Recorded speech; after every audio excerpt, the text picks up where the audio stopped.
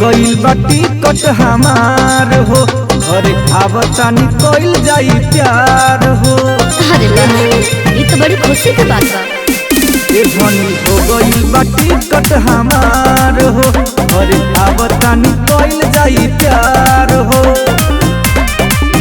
रोज राती में हिली पलंग तो सुन लो, जदि लइबो न तू उठल लिया बलम त छुए न देम गोरे गलिया बलम। जदि लइबो न तू उठल लिया बलम त छुए न देम गोरे गलिया बलम।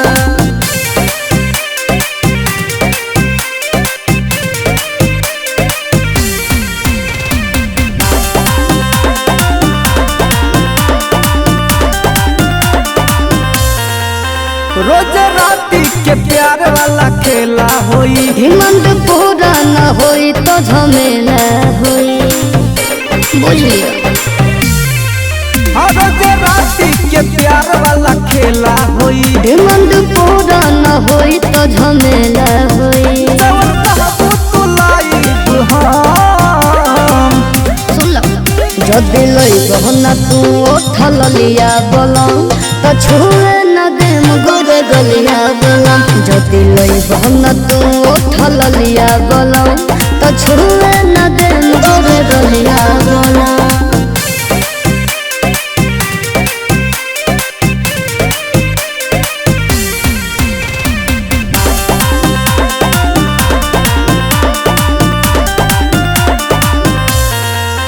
सबे मनवा के श्रद्धा पुराइब हो।